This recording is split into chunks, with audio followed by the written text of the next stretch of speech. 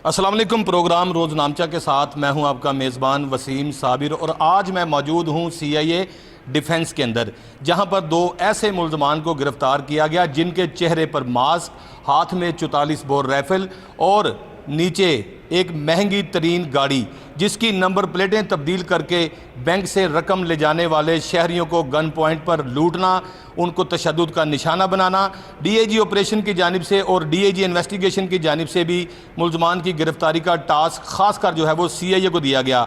इसी वारदातों के सिलसिले में अगर देखा जाए तो IG पंजाब जो तब्दील हो गए हैं, आमर जुल्फ़कार खान, और इससे पहले जो IG थे वो भी खासे तंग थे। प्रेस कॉन्फ्रेंस में बाकायदा तौर पर मैंने एक सवाल किया था कि दो मुसल्लह अफराद बड़ी राइफलों का इस्तेमाल करते हुए शहरियों को लूटते हैं, वो मुल्ज़मान गिरफ़्तार क्यों नहीं किए जा रहे, जिस पर IG पंजाब ने बड़ा खूबसूरत जवाब दिया कि मुल्ज़मान की गिरफ़्तारी के लिए टीमें तश्कील दे दी गई हैं और जल्द मुल्ज़मान गिरफ़्तार कर लिए जाएंगे। अगर बात की जाए CIA डिफेंस की तो CIA डिफेंस के इंचार्ज जो कि हाल ही में नए तैनात हुए हैं, उनके चेहरे पे जो है वो चेहरे पे और इनके सर पे जो है वो सेहरा सजाया गया और मुल्ज़मान की गिरफ़्तारी के लिए उनकी टीम ने दिन रात मेहनत करके इनकी रैकी की, बाकायदा तौर पर इनके CDR जो हासिल की गई, लोकेशन हासिल की गई, उसके बाद दो मुल्ज़मान को गिरफ़्तार किया गया। मुल्ज़मान के हवाले से मैं अपने नाजरीन को बताता चलूँ कि सोशल मीडिया पर बहुत सारी ऐसी वीडियो जो थी वायरल हुई थी, टेलीविज़न स्क्रीन पर दिखाई गई थी कि डाकू मुसल्ला जो बड़ी राइफल का इस्तेमाल करते हुए गाड़ी के आगे गाड़ी लगाते हैं, उसके बाद गन पॉइंट पे लाखों रुपए जो है वो छीन लेते हैं। तमाम अहवाल क्या है, किस्सा क्या है, वारदात का सिलसिला कहाँ से शुरू हुआ और वारदात की वजह क्या थी, मजबूरी क्या थी, तमाम चीज़ें जो है वो मुल्ज़म की ज़बानी सुनते हैं। सबसे पहले मेरे साथ यहाँ पर एक मुल्ज़म मौजूद है, उनकी जानिब चलते हैं। आप बताएं आपका नाम क्या जी? शहजाद। ज़रा ऊँची बात करनी है मेरे साथ। शहजाद। शहजाद, कितनी उम्र है? मेरी 52 साल। 52 ईयर का ये डाकू है, वारदात करता था, बड़ा असला इस्तेमाल करता था। सबसे पहले डकैती की वारदात का प्लान कब बना, किस तरह बना? पिछले साल बना था जी। आपके ऊपर 2006 का मुकदमा दर्ज है और आप 2022 की बात करते हैं। 2006 में आप जो है वो वारदात के दौरान गिरफ्तार किए गए थे, थाना गुलशन इकबाल ने आपको गिरफ्तार किया था। फिर आप 2006 को भूल के 2022 का जिक्र कैसे कर रहे हैं? बस पहले उस वक्त मैं पहले की आपकी बात नहीं कर रहा, मुझे डकैती की वारदात जो सबसे पहले की थी उस हवाले से बताओ कि 2006 में क्या हुआ था? उस वक्त कुछ भी नहीं था हुआ, बस वैसे पकड़ा गया था तो वो पर्चा हुआ था। वैसे कौन पर्चा देता है मुझे बताएं? जी बस पकड़ा गया था उन्होंने। डाकू के हवाले से मैं बताता चलूं कि शहर लाहौर में मैंने ऐसा डाकू कभी नहीं देखा जो बड़े असले के साथ वारदात करता हो। शायद इसने समझा कि CIA पुलिस सो रही है, मुतलका पुलिस सो रही है, बाकी जो इदारे हैं सिक्योरिटी फोर्सेस के वो भी सो रहे हैं। और बड़ी आजकल तो डकैती की वारदात जो है वो मोटरसाइकिलों पर मामूल बनी हुई है, लेकिन CIA बड़ी महारत रखती है डाकुओं को गिरफ्तार करने में, क्योंकि मोटरसाइकिल पर डकैती की वारदात करना बड़ा आसान है, क्योंकि मोटरसाइकिल किसी भी गली से, किसी भी नुक्कड़ से, किसी भी मोहल्ले से गुजर जाती है। लेकिन बड़ी गाड़ी का इस्तेमाल करना बड़े कलेजे वालों का काम है। लेकिन मैं समझता हूँ कि इन्होंने शायद ये समझा कि पुलिस हो रही है और हम बड़े एक्टिव हैं, बड़ी गाड़ी का ये इस्तेमाल करते थे। अच्छा चलें ये बता दें कि उसके बाद फिर जब पहली वारदात आपने की, कितने पैसे छीने थे, किस जगह पे वारदात हुई थी? वो उधर बुलंदशहर वाली साइड पे हुई थी और तकरीबन 13-14 लाख रुपया था। 13-14 लाख रुपए की वारदात आपने विलंशिया टाउन के इलाका में की। उसके बाद पैसों का बंटवारा किसके साथ, कब, कहाँ हुआ? उधर बाद में कर लिया था हम दोनों ने आपस में। हम दोनों क्या? उसका नाम क्या है? नईम। नईम की मुलाकात आपसे कहाँ पर हुई? यही लाहौर में हुई थी, किसी दोस्त ने मिलाया था इनको। मुल्ज़म झूठ बोल रहा है कि मेरी मुलाकात नईम के साथ लाहौर में हुई थी। मेरे ज़राए के मुताबिक दोनों की मुलाकात शारजा में हुई और शारजा के अंदर इनकी बातें, मुलाकातें, खाना पीना, उठना बैठना, जागना सोना, तमाम चीज़ें जो है वो शारजा के अंदर हुई। लेकिन जब कोरोना का दौर आया तो सारे कारोबार ठप हो गए। उसके बाद नईम को जो है वो यहाँ पर दावत दी गई, ख़ास करके आप पाकिस्तान आएँ, और पाकिस्तान में इस बंदे ने जो है वो नईम को बुलाया। आप मुझे बताएं शारजा में मुलाकात किसके साथ हुई? शारजा में इसलिए, ये तो पाकिस्तान में था, मैं शारजा में होता था। फिर कैसे मुलाकात हुई? यहाँ पे लाहौर में पहले फ़ोन पे रब्ता रहा था, ये नहीं था। आपका वाकिफ कहाँ से है? जेल से है? कमेटी डाली हुई थी, प्लाट खरीदा हुआ था, शादी पे मुलाकात हुई, बाजे बजाते मुलाकात हुई, कैसे मुलाकात हुई? वो किसी दोस्त ने नंबर दिया था, फ़ोन पे पहले गपशप थी। कैसे नंबर दे दिया? क्या बताया कि वो इंजीनियर है, वो डाकू है, वो असला बनाता है, वो गाड़ी चलाता है? मैं अगर आपको किसी का नंबर दूं तो किसी की मार्फत, किसी के रेफरेंस से आपको नंबर दूंगा कि इस बंदे के साथ रब्ता कर लें। आपको इसको नंबर किसने दिया था और क्या कहा था? दोस्त था वो मेरा, वहाँ पे काम करता था। अच्छा जी। तो ये कराची में उस वक्त बेकरी का काम करता था। कराची और लाहौर के तालमेल हो गए। ये बेकरी का काम कराची में करता था, आप लाहौर में होते थे। आप क्या करते थे? मैं बाहर होता था, शारजा में। शारजा में होते थे। वहाँ पे पैसे पूरे नहीं मिलते थे? नहीं। क्यों? पाकिस्तान में फिर आके क्यों लोगों को वारदात करके लूटने लगे? क्या तुम्हें मेरा ही मुल्क मिला था वारदात करने को? यही हरकतें, यही चीज़ें अगर आप दुबई में करते, शारजा में करते, तो आप कहाँ होते? जेल में ही होता जी। तो अभी कहाँ जा रहे हो? जेल में। आसानी पाकिस्तान में थी या शारजा में थी? दोनों जगह काम गलत है। दोनों जगह काम गलत है। ये डाकू बड़ा सियाना आदमी है। अच्छा मुझे बताएं, फिर पहली वारदात वेलेंशिया टाउन के इलाका में 15 लाख की साथी को कितने पैसे दिए? इससे दिए थे बीच में से 40% दिया था। 40% दिया था। क्या करते हो इतने पैसे? कहाँ हैं इतने पैसे? कुछ कारोबार का नुकसान था, कोई बैंकों के मैंने पैसे बाहर देने थे, वो थोड़े थोड़े करके मैंने दिए थे। फिर उसके बाद जब आपने दूसरी वारदात की, वो कहाँ पर की? मुझे यके दीगर बताओ कि पहली वारदात से बाद दूसरी वारदात यहाँ पे की। और मैं आपसे ये भी जानना चाहता हूँ कि बड़ी गाड़ी का इस्तेमाल लाहौर की सड़कों पे आप कर रहे हो, 44 बोर राइफल का नाज़रीन ये इस्तेमाल कर रहा है, और ये इनकी वारदात की CCTV फुटेज भी जो है वो आप अपनी टेलीविज़न स्क्रीन पर देख रहे हैं कि किस तरह से दोनों ये राइफल का इस्तेमाल करके शहरियों से गाड़ी से उसको उतरवा कर पैसे छीनते थे। वेलेंशिया टाउन के बाद फिर कितनी वारदातें की? बस 6-7 की थी, माल्टन वगैरह में, गार्डन टाउन, फैसल टाउन में, इस तरह। अच्छा, आपका तरीकाकार क्या होता था वारदात का? तरीका बस कोई पैसे लेके निकलता तो उसके पीछे चले। भाई पैसे लेके तो सारी दुनिया निकलती है। तरीकाकार ये होता है कि मैं अपनी गाड़ी से घर से आउट हुआ हूँ, उसके बाद मैं CIA डिफेंस पहुंचा हूँ, इंचार्ज से बात की है, SSP CIA से मुलाकात हुई है, उसके बाद आपके साथ प्रोग्राम कर रहा हूँ। इसका मकसद ये तो नहीं होता कि आप नई गाड़ी के ऊपर सलफ मारा और किसी भी रात जाते बंदे को लूट लिया। उसके लिए प्लान की ज़रूरत है। नाज़रीन, जिस तरह से शहरी बैंकों में पैसे लेने के लिए, जेवरात लेने के लिए, ख़वातीन, बूढ़े, बच्चे, जवान जब जाते हैं बैंकों के अंदर, तो वो अपनी सारी ज़िंदगी की जमा पूंजी जो कि बाहर के मुल्कों में कमाई होती है, यहाँ पर लाहौर में प्लाट बेच कर कमाई होती है, और ये शख्स बाहर घात लगाए बैठा है। जिस तरह से भेड़िए बैठे होते हैं शिकार करने के लिए, जैसे ही लाखों रुपए कोई शहरी लेके गाड़ी में बैठता है तो ये उसका पीछा करते थे। उसके बाद बड़ी राइफल से डराकर उससे पैसों का पैकेट छीन लेते थे, क्योंकि एक निजी बैंक का जो है वो इसी तरह से इनवैलिव के ऊपर लिखा होता है बैंक का नाम, इनको श्योर हो जाता था कि इसके पास बड़ी रकम है। वेलेंशिया टाउन से मैं शुरू करूंगा। मैं बात आपको खाने नहीं दूंगा, ना आप मुझे कुछ चक्कर दे सकते हैं। वेलेंशिया टाउन के बाद आपने कितनी वारदातें की? 7-8 की थी वारदातें। 7-8 वारदातों का जिक्र किया जा रहा है, लेकिन मेरे पास आपका सीआर और रिकॉर्ड जो है वो मौजूद है, वो भी मैं अपने नाजरीन को बताऊंगा। जिस तरह से सत्तो कतला में भी पकड़े गए हो, नवाकोट में भी पकड़े गए हो, डिफेंस A में भी पकड़े गए हो, साउथ कैंट में भी पकड़े गए हो, इसके अलावा ग्रीन टाउन में पकड़े गए हो, फैक्ट्री एरिया में पकड़े गए हो, काना काछा में पकड़े गए हो। बहुत सारे ऐसे लाहौर के दर्जनों थाने हैं जहां पर आप पकड़े गए हो। 7 नाजरीन जुर्म भी लगा, 392, 411, 392, 411, और इसी तरह के बहुत सारे मुकदमात, 392 डकैती, 411 बरामदगी। आप मुझे बताएं, आपके ऊपर तकरीबन मेरे हाथ में 15 से ज़ायद मुकदमात हैं, कहाँ से आ गई है? जी यही वो वारदातें बीच में। आप तो मुझे कह रहे हो मैं 3-4 ही कीतियाँ ने, ये तो 15 निकलेंगे। बोलो बोलो, जवाब दो। बस आपके सामने जो बताइए आप। मेरे सामने क्या है? मेरे सामने तो आप खड़े हो, मेरे सामने तो मेरी आवाम देख रही है पाकिस्तान की, जिनसे आपने पैसे छीने हैं। मैं अपने नाजरीन को भी ये कहूँगा कि जिसके साथ कोई बैंक की डकैती की वारदात हुई हो, गाड़ी वाले ने की हो, वो आके CIA डिफेंस के साथ रब्ता कर सकता है, क्योंकि मुलजमान गिरफ्तार कर लिए गए हैं और लाहौर की सड़कों पर बड़ा अमन व अमान है, सुकून है। जिन्होंने वारदातें करना थी वो अब पुलिस की हिरासत में है। अच्छा, उसके बाद दूसरी वारदात आपने डिफेंस के इलाके में की?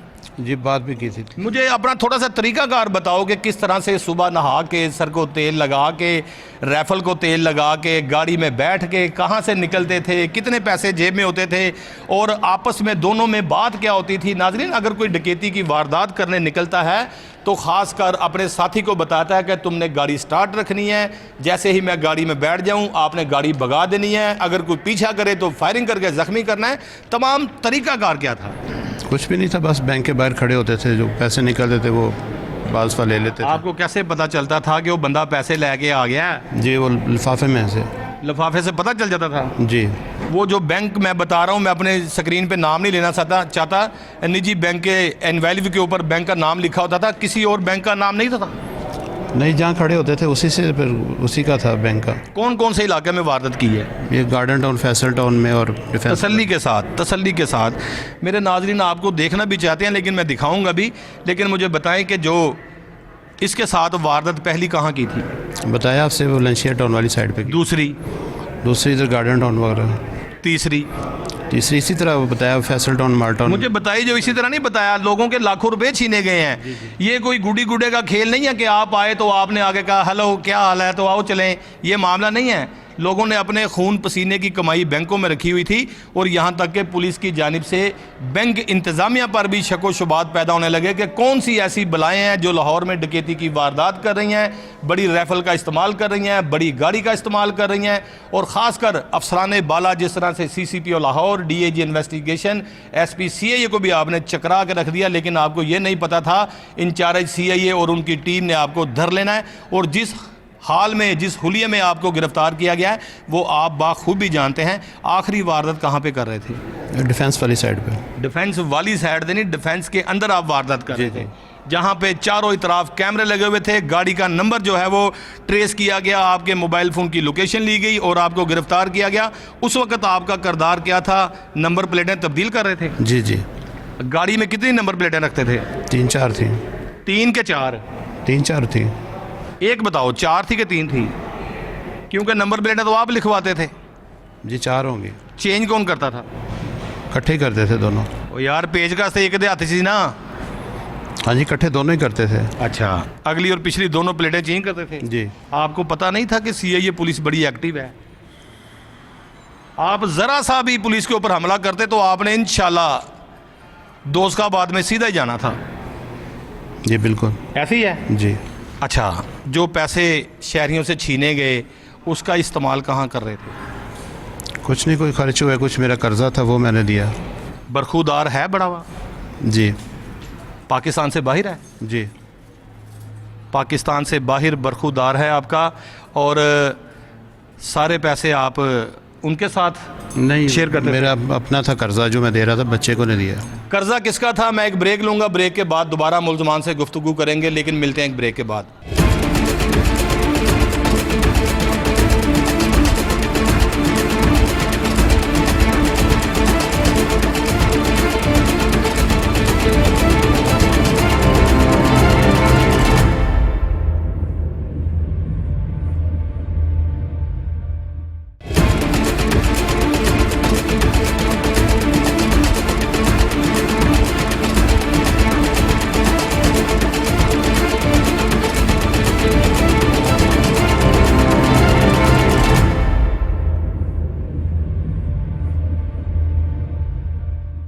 Welcome back after the break. Break के बाद मैं मौजूद हूँ उसी डाकू शहजाद के साथ, उससे बात करेंगे। अच्छा, मुझे बताएं कि आपका बरखुदार बिरौने ममालिक में नौकरी कर रहा है? जी जी। जो पैसे यहाँ शहरियों से लूटे जाते थे उसकी मुआवनत की जाती थी, उसको कारोबार करवाया हुआ था? नहीं, कुछ भी नहीं, वो जॉब करता। फिर जो करता था बैंक का, और कुछ लोगों के लेन देन था मेरा। लोगों के साथ क्या लेन देन था आपका? कारोबार में कुछ नुकसान हुआ था। क्या कारोबार करते थे? गाड़ियों की सेल परचेज। अच्छा भला काम करते हो, नफ़े नुकसान हो जाना दुनिया में कोई बड़ी बात नहीं है।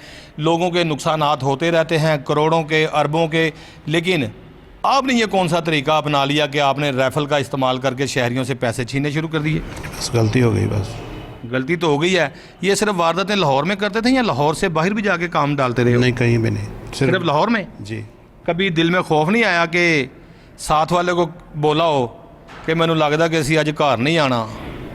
जी, खौफ तो रहता हर वक्त। फिर बड़ी राइफल कहाँ से ली थी? पेशावर से ली थी।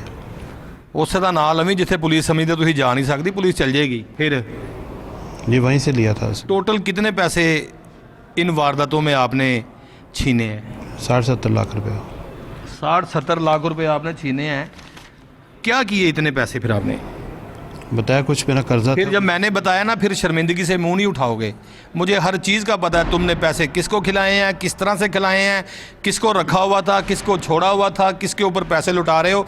मैं चाहता हूँ कि दबे लफ्ज़ों में हर चीज़ मुझे बता दो कि अय्याशी कर ली है। नहीं, ऐसा कुछ नहीं था। क्या किया फिर? बताया, कर्जा था वो उतारा था, बैंकों का था, कुछ दोस्तों का लेन देन था, बहुत ज़्यादा प्रेशर था। कितना कर्जा उतारा है?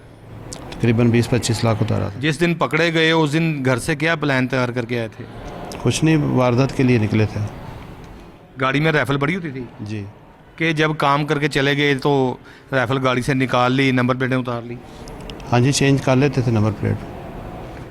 बैंक के बाहर नंबर प्लेटें चेंज करते थे या घर से चेंज करके ले जाते थे? नहीं, बाहर कहीं खड़े हो गया। किसी गली में, किसी नुक्कड़ पे, जिस तरह से कोई ऐसा सुनसान इलाका, सुनसान गली, सुनसान मोहल्ला जहां गाड़ी खड़ी करना और वहां नंबर प्लेट चेंज करना, ये महंगी तरीन गाड़ी किसकी थी? मेरी थी जी। आपकी मलकियत थी? जी, मैंने ली हुई थी, उसी का पैसा था जो दे रहा था। अच्छा, गाड़ी यानी कि रेंट पे नहीं थी, गाड़ी के मालिक तुम थे? जी। तो फिर आजकल वो गाड़ी किधर है? वो दिए पैसे, वो हैं? पैसे दिए हैं वो। अभी गाड़ी पुलिस के कब्जे में है जी। जिसके अंदर वारदात करने गए थे? जी। मेरे साथ मुलज़म था, मैं दूसरे मुलज़म की जानिब भी चलूँगा, लेकिन उससे पहले मैं चाहूँगा कि मेरे साथ यहाँ पर मज़रदुल्ला जो सब इंस्पेक्टर मौजूद है, जिनकी बाकायदा तौर पर ड्यूटी लगाई गई थी मुलज़मान की गिरफ़्तारी के हवाले से, और जब भी देखा गया मज़र सब इंस्पेक्टर जो है वो इसी तफ्तीश के अंदर मसरूफ़ रहे कि डाकू कहाँ से आते हैं, डाकू कहाँ जाते हैं, डाकू का रूट क्या है, डाकुओं की लोकेशन क्या है। मुखबिर ख़ास को पूरे लाहौर में फैलाया हुआ था।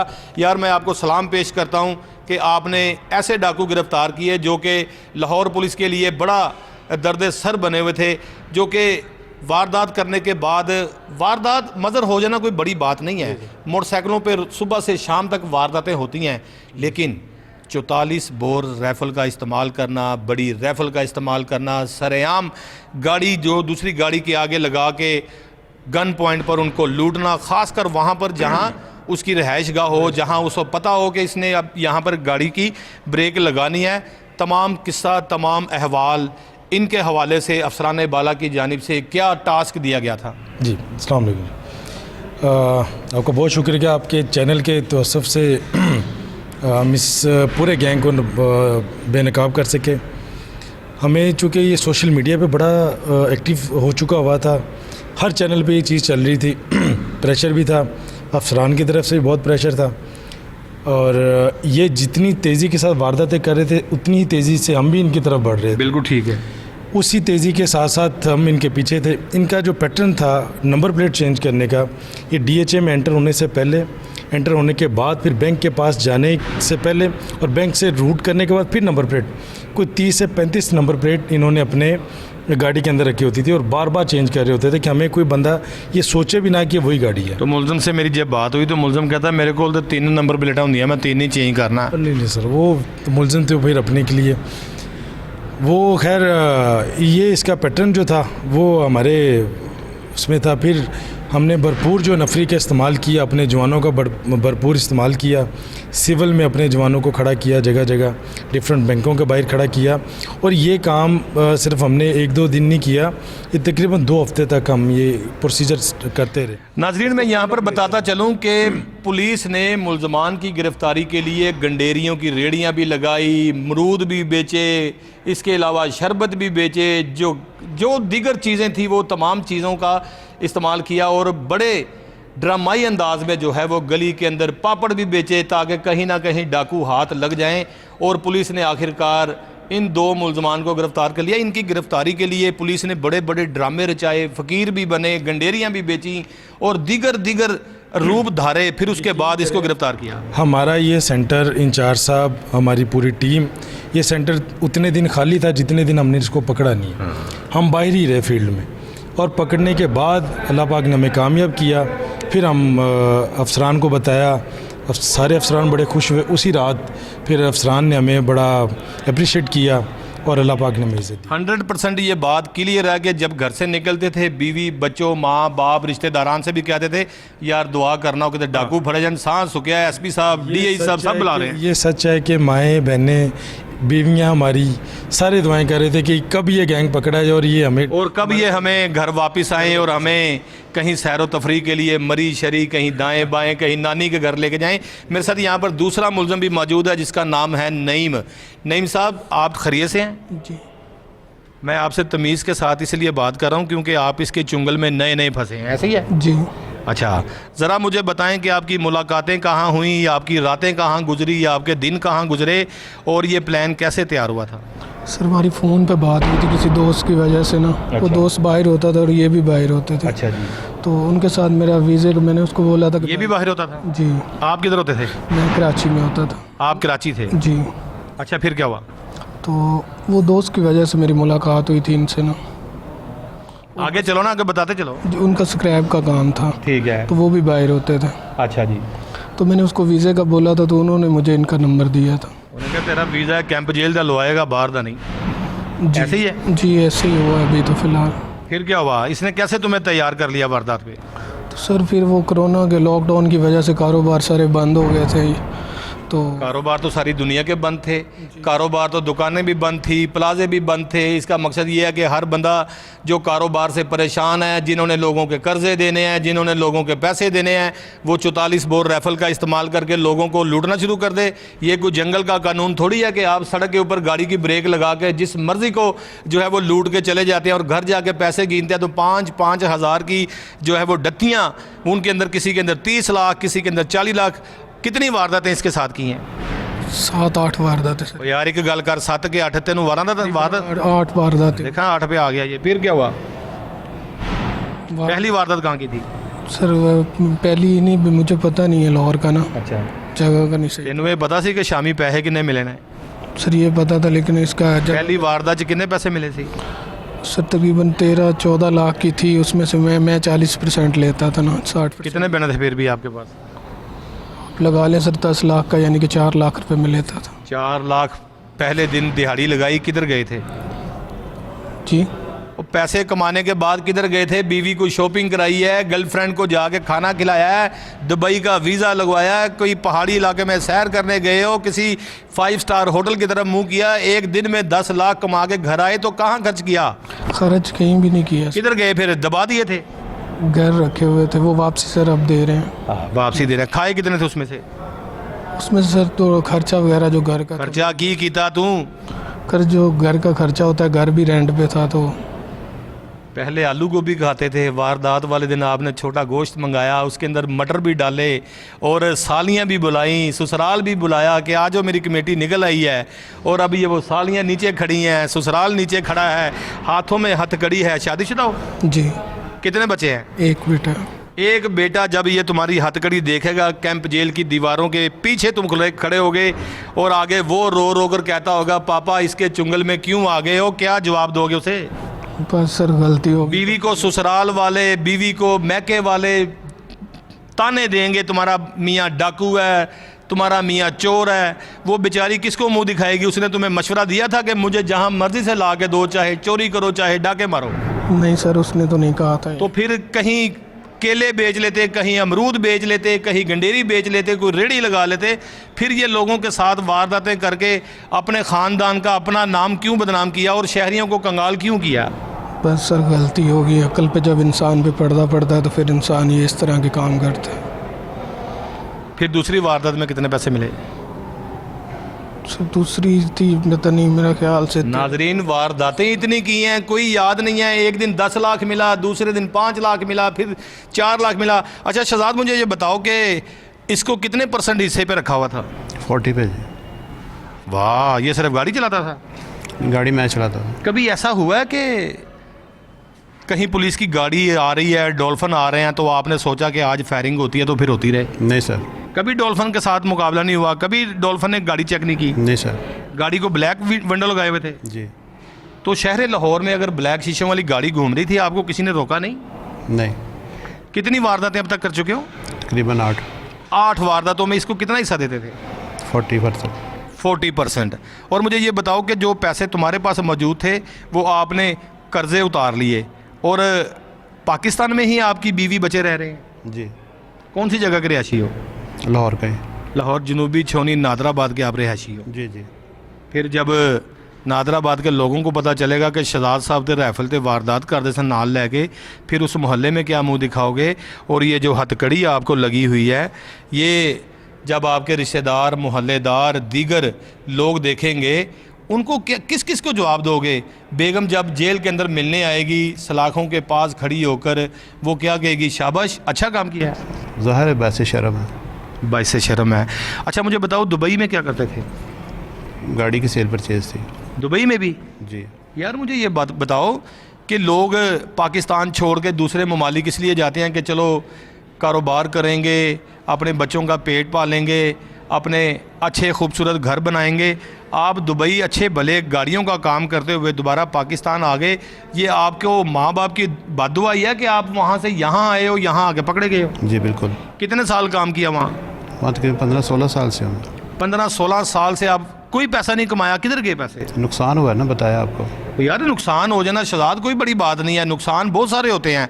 अभी देखें ये दीगर ममालिक में जो है वो दहशत गर्दी भी हुई है और पाकिस्तान में भी बहुत सारे ऐसे नुकसानात हुए हैं। इसका मकसद ये तो नहीं होता कि आप राइफ़ल का इस्तेमाल करें और लोगों को लूटते फिरें। और मुझे ये बताओ कि अगर यही वारदात अगर दुबई में करते, 15 साल आपने एक वक्त गुजारा है, और वहाँ की हुकूमत क्या करती है आपके साथ? ज़ाहिर है वो भी जेल में डालती।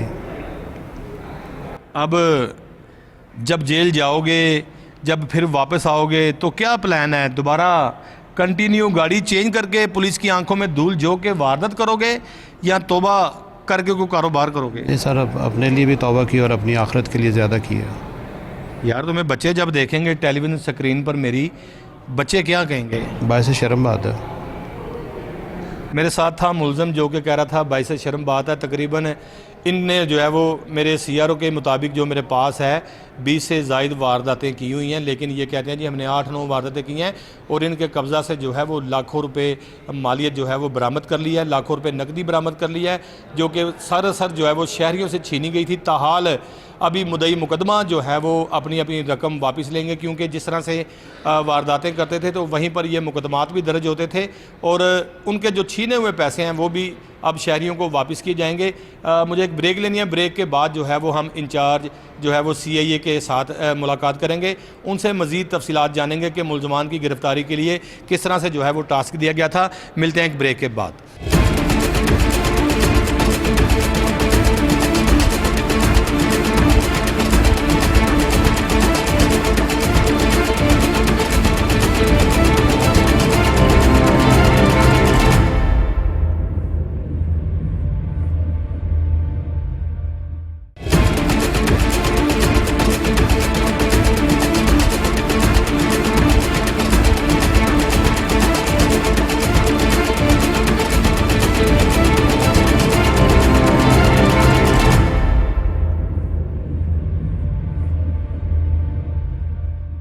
Welcome back after the break के बाद मैं मौजूद हूँ incharge CIA defence Tasadduq Hussain के साथ, जिन्होंने 2 मुलज़मान ऐसे गिरफ़्तार किए जिनके कब्ज़ा से लाखों रुपए नकदी बरामद की गई, जो कि बैंक के बाहर एक बड़ी गाड़ी और बड़ी राइफ़ल का इस्तेमाल करते हुए चेहरे पर मास्क पहनते थे और लोगों को गन पॉइंट पर लूट कर रफू चक्कर हो जाते थे। सर एक बड़ा मुश्किल मरहला था, जिस तरह से अफसरान बाला की जानिब से भी बड़ी जो है वो कोशिशें की गई मुलज़मान की गिरफ़्तारी के लिए, फिर टास्क जो था वो आपको दिया गया और अल्लाह तबारक ताला ने आपके सर ये सेहरा सजाया।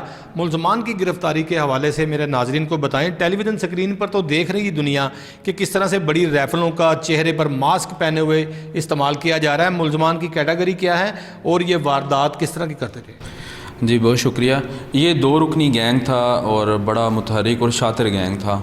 ये 2006 में जो हमारे पास बाद में दौरान इन्वेस्टिगेशन बातें सामने आई, 2006 से में भी पकड़ा गया था और फिर लास्ट टाइम 2011 में पकड़ा गया था डकैती की वारदात में। उसके बाद इसने जो इन्वेस्टिगेशन के दौरान जो बताया कि जी मैं दुबई चला गया था, जब जेल से छुटने के बाद वहाँ पे फिर मैंने बिज़नेस स्टार्ट किया, फिर वहाँ पे भी जी मेरे नुकसान हुआ तो मैं पाकिस्तान आ गया कोरोना के डेज में। फिर इसने एक इसका जो हमराई नईम था जो इसको बाहर इसकी मुलाकात हुई थी वो भी पाकिस्तान आ गया। फिर इन दोनों ने प्लानिंग करके, जो शहजाद मोटा है, इन्होंने प्लानिंग करके ये वारदात करना शुरू कर दी लग्जरी गाड़ी पे। और जब इनका तरीका वारदात ये था कि ये बैंक के बाहर खड़े हो जाते थे और जो पैसे लेके निकलते थे इनवेलप में जो बैंक के होते हैं, तो उनके पीछे लग के जब किसी सुनसान गली में एंटर होते थे तो उनके साथ ये वारदात कर लेते थे। और फिर एक बात ये सामने आई कि जी ये जो नंबर प्लेट्स लेते हैं वो उसके बारे में जो इन्वेस्टिगेशन में उन्होंने बताया कि वो ये कि जी हम OLX और पाक व्हील से लेते हैं। तो आपके प्रोग्राम के वसात से मैं ये आवाम को भी ये शऊर देना चाहूँगा कि जब वो सेल या परचेज़ इस तरह की वेबसाइट पे करते हैं तो अपने जो नंबर्स हैं गाड़ियों के, हाँ, वो ब्लर कर या हटा दिया करें, ना शो किया करें, क्योंकि ये इस तरह के जो मुलजमान है ये वहाँ से नंबर प्लेट लेके फ़ेक नंबर प्लेट्स बनाते हैं और इस वारदात के दौरान इस्तेमाल करते हैं। और फिर उसके बाद ये जो बड़ी गन है, इन्होंने जब हमने इन्फॉर्मेशन ली कहाँ से ली है उसके भी हम कानूनी कार्रवाई कर रहे हैं, और जो फेक नंबर प्लेट्स बनाते हैं उनके ख़िलाफ़ भी हम कानूनी कार्रवाई कर रहे हैं। अच्छा, मुझे ये बताएं कि जब ये बड़ी गाड़ी पे आपने पहली वारदात देखी, एक बार आपकी आंखें खुली की खुली रह गई कि ये कौन ऐसे डाकू हैं जो कि लाहौर पुलिस अफसरान को चैलेंज कर रहे हैं, सीआईए को चैलेंज कर रहे हैं? क्योंकि अमूमन सीआईए के इंचार्ज होने के नाते आप देखते हैं कि मोटरसाइकिल सवार वारदातें करते हैं और वो गली मोहल्लों का इस्तेमाल करते हुए मोटरसाइकिल भगाते हैं, और किसी जगह ऐसा भी होता है कि पुलिस से आमना सामना आता है, मोटरसाइकिल फेंक के भाग जाते हैं और उनके पास पिस्टल 9mm और 30 बोर होता है, लेकिन इसके पास बड़ी राइफल थी। पहली वारदात के बाद बतौर इंचार्ज सीआईए क्या दिल में आया कि यार ये कौन सी टीम जो वारदात कर रही है और इनका किला कुमा करने में कैसा हमें इस्तेमाल करना होगा? जी, हम शुक्र है कि हम लाहौर पुलिस का हिस्सा हैं और बड़े प्रोफेशनल, हमें यहाँ पे हमारे जो सीनियर अफसरान हैं हमें बड़े अच्छे तरीके से हमें ट्रेन किया जाता है, इन्वेस्टिगेशन के बारे में बताया जाता है और इस तरह के जो क्रिमिनल्स होते हैं उनके साथ निपटने का भी हमें तरीका बताया जाता है। लेकिन ये मैंने आपको ये बात बताना चाह रहा हूँ कि ये बड़े शातिर माइंड के थे और इनको पता था कि जी लाहौर में सेफ सिटी कैमरा जात भी हैं और भी कुछ ऐसे हैं जिससे हम पकड़े जा सकते हैं। तो जिस दिन ये इन्होंने वारदात करनी होती 10 से 12 दफ़ा नंबर प्लेट चेंज करते थे। ये वारदात करने से पहले भी चेंज करते थे और वारदात करने के बाद भी चेंज करते। फिर एक बात ये सामने आई कि जी जब ये वारदात कर लेते थे तो कैमरों से, सेफ सिटी कैमरा जहाज से और लोगों की नज़र, पुलिस की नज़र से बचने के लिए जो उन्होंने शीशे ब्लैक किए होते थे वो बेसिकली उसके ऊपर वो उन्होंने कवर चढ़ाया होता था। वो जब वारदात कर लेते थे वो नीचे उतार देते, तो ऐसा फील होता था कि जी ये आम रूटीन की गाड़ी जा रही है। तो ये बड़े एक्टिव थे और बड़े शातिर माइंड के थे कि जी कोई क्लू ऐसा नहीं छोड़ रहे थे कि जी ये इजीली पकड़े जा सकें। लेकिन अल्लाह का शुक्र है कि जी हमने इनको पकड़ा और बड़े प्रोफेशनल तरीके से इनको पकड़ा और अब इनको कानूनी कार्रवाई के मुताबिक हम कार्रवाई कर रहे हैं। मुलजमान की जो गाड़ी थी, बड़ी गाड़ी थी, लग्जरी गाड़ी थी, बाकायदा सनरूफ वाली गाड़ी थी, उसके अंदर राइफल भी पड़ी होती थी। उसके अगर विंडो की बात की जाए तो वहाँ पर ब्लैक विंडो किए गए थे या उसके ऊपर ब्लेंडर लगाए हुए थे? जी, वो ब्लेंडर लगाए गए थे। वो जब ब्लेंडर लगाने के साथ ये वारदात करते थे, आगे जाके ये ब्लेंडर उतार देते थे और कॉलर और पुलिस को ये चकमा देते थे कि काले शीशों वाली गाड़ी वारदात कर गई है। पुलिस सड़कों के ऊपर काले शीशे वाली जो नंबर बताया जाता था उस नंबर की गाड़ी ढूंढती थी, लेकिन जब पुलिस देखती थी कि इसके ऊपर तो एक ब्लैक शीशे नहीं है और दूसरा इसका नंबर नहीं है, लेकिन मैं समझता हूँ कि बड़ी महारत के साथ आपने इनको गिरफ्तार किया। फिर किस तरह से आपको क्लू मिला इनका? जी, हमारे जो सीनियर अफसरान हैं ये टीमें बनाई हुई थी सीआईए की, तो जब हमें इन्फॉर्मेशन मिली कि इस तरह की फ़ेक गाड़ी फिर बैंक के इर्द गिर्द घूम रही है, तो जब हमने उस नंबर की इन्फॉर्मेशन ली तो वो लाहौर में मौजूद नहीं था। तो फिर हमने इसका पीछा करना शुरू कर दिया कि हमें डाउट था कि जी इनके पास बड़ी राइफल भी है और कुछ 2 या उससे ज़्यादा लोग भी हो सकते हैं। तो इनके साथ क्योंकि पब्लिक एरिया भी था, हमें ये भी था कि जी अगर यहाँ पे हमें कोई सामना मुलजमान के साथ अगर फायरिंग हुई तो रास्ते में कोई राहगीर बेचारा ज़ख्मी ना हो जाए या कोई ऐसी शहादत सामने ना आ जाए। मैं समझता हूँ कि तसद्दुक जो है वो, इसको मैं पहले से भी जानता हूँ क्योंकि ये लाहौर के बड़े बड़े थानों में बतौर इंचार्ज इन्वेस्टिगेशन भी तैनात रह चुका है और बड़ा मेरिटफुल आदमी है। और इनका तरीका सलीका ये होता है कि जब किसी की गिरफ्तारी करनी है तो अपने जवानों को पूरी तरह से ब्रीफ करना है, ख़ासकर जो आगे से फायरिंग करने वाले, मुज़ाहमत करने वाले डाकू होते हैं, चोर होते हैं, उनके लिए ये एक स्ट्रेटजी तैयार करते हैं। क्योंकि पब्लिक प्लेस पे जिस तरह से इन डाकुओं को गिरफ्तार किया गया, इन्होंने अपने जवानों को मना किया हुआ था कि कोई बंदा फायर नहीं करेगा। मैं समझता हूँ कि डाकुओं की तरफ से शायद इस तरह की स्ट्रेटजी तैयार ना की गई हो, लेकिन पुलिस की जानिब से की गई थी कि इनको रेड हैंड असला के साथ गिरफ्तार करना है। कोई जो है वो इनके साथ ऐसा मामला सामने नहीं लाना जिसकी वजह से कोई शहरी ज़ख्मी हो सके। फिर इनकी गिरफ्तारी के लिए क्या आपने इक़दाम किए? जी, जब हमें इसकी इन्फॉर्मेशन मिली कि जी ये नंबर प्लेट मिला है तो हमने उसका पीछा करना शुरू कर दिया प्राइवेट गाड़ी में। सही। तो जब इन्होंने उस बैंक की जो टाइमिंग ख़त्म हो रही थी तो इनका था, आपको मैंने पहले बताया कि ये नंबर प्लेट चेंज करते थे हर घंटे बाद, हर आधे घंटे के बाद। तो तो ये इसी तरह ही हमारे जो प्लान के मुताबिक किसी गली में गए हैं, वहाँ पे उन्होंने रुके और नंबर प्लेट चेंज करने की कोशिश करने लगे थे। तो जब वो नंबर प्लेट चेंज करने लगे तो हमने वेट किया कि जिस गाड़ी में से कितने अफराद और निकलते हैं। जब ये दोनों अफराद बाहर निकले हैं तो फिर हमें क्लियर हो गया कि जी ये 2 लोग ही हैं और अभी इनके पास वेपन भी नहीं है, वो गाड़ी के अंदर मौजूद थे। तो फिर हमने बड़ा इंतहाई प्रोफेशनल तरीके से उसमें हमला किया और उनको फिर हमने पकड़ लिया। तो सद्दू ये बताओ कि जब ये वारदातें हो रही थी लाहौर में, जो गाड़ी वाले वारदात कर रहे थे, बतौर पुलिस ऑफिसर ऐसी दिमाग में बात आई थी कि शायद बैंक का कोई मैनेजर, बैंक का कोई अमला इनके साथ इन्वॉल्व हो, क्योंकि जो बंदा बैंक से पैसे लेकर निकलता है वही लुट जाता है? जी बिल्कुल, हमारी जो इन्वेस्टिगेशन है वो हम हर तरह से करते हैं। हमें डाउट था कि जी कोई इसमें बैंक मुलाजिम भी शामिल हो सकता है, तो लेकिन जब हमने इनको पकड़ा और जब तफ्तीश की है तो उसमें ये 2 लोग ही शामिल थे। जी अभी रिकवरी इनके पास से कितनी बरामद की गई है और कौन कौन सी ऐसी चीज़ बरामद की गई है जो वारदात में इस्तेमाल की जाती थी? जी हमने नंबर प्लेट्स फेक जो बना के इन्होंने रखी होती थी गाड़ी में वो बरामद की हैं, और हमने वेपन दोनों बरामद कर लिए हैं। 44 बोर है एक और 30 बोर है।